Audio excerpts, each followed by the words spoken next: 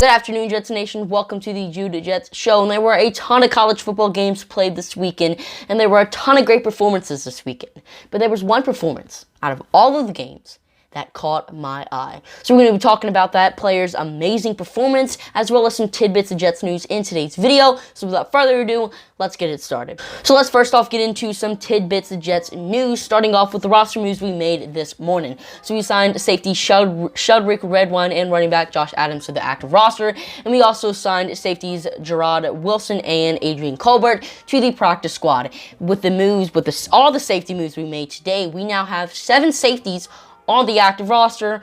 Don't know why we need 7 safeties, but hey, a lot of safety depth can't hurt us. We also are signing Josh Adams off of the practice squad because Michael P. Ryan is going to miss the opener against the Carolina Panthers because he is dealing with a foot injury. P. Ryan is also our only power back on the roster, so Adams is going to be our power back in the game against the Panthers. Panthers right guard John Miller was placed on the reserve/COVID-19 list today, meaning he's going to miss the game against the New York Jets. So a backup right guard is going to be playing for the Carolina Panthers, who already have one of the worst offensive lines in the NFL. So 5 sacks for Quentin Williams in this game? Maybe. Jamison Crowder, who tested positive for COVID last week, may actually play in the game against the Carolina Panthers. Salas said in his press conference today that Crowder is actually vaccinated, and if he can test negative back-to-back this week, he can play in the game against the Carolina Panthers. And for our final tidbit of Jets news, we don't know who our starting right guard and who our cornerback number 2 is going to be heading into the game against the Panthers. Drop down below your predictions in the comment section. I think Morgan Moses is going to be the starting right tackle, and Brandon Echols is going to be the CB2. And that is all the tidbits of Jets news. Now let's get into the main story of the day, the reason you clicked on the video, the performance of Kyle Hampton. So I'm editing the video and I realized that I mispronounced Kyle Hamilton's name. It's not Kyle Hampton.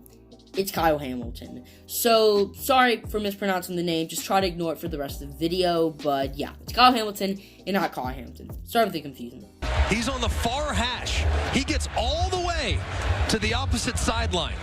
Look at the close. I mean, when the ball is in the air, he's on the near hash. Still has to. So last night, Kyle Hampton had 6 tackles and 2 interceptions. Now, while there were players who put up better stat lines than that, I don't believe there's a player who played better than Kyle Hampton.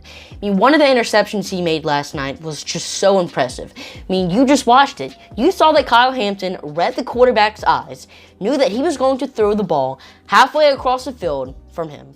And instead of just giving up on the play, Kyle Hampton said, no, I can get that interception. So he ran from one sideline all the way to the other one and got the interception. And the fact that he was able to do that is just so mind-blowing to me. I mean, that play is just so impressive. I mean, that is already a candidate to be one of the top plays this season, and we're already in week 1. I mean, maybe I'm just overreacting to this play, but I believe Kyle Hampton can be something special.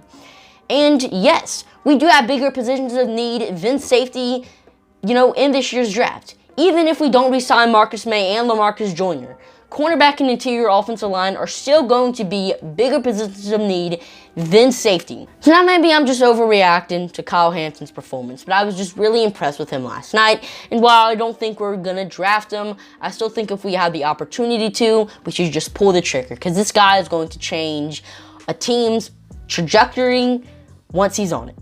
Well, that's all I got for you guys today. If you ended up enjoying, let me know by hitting the subscribe and like button. Check me out on social medias at Jude_Jets on Instagram, Twitter, and TikTok for more content. And comment down below what you thought of today's news, as well as Kyle Hampton's performance last night. Do you think Hampton's going to be the real deal? Do you think he's going to be a bust? Let me know down below. And I'm your host, Jude, signing off for now. See you later. Peace.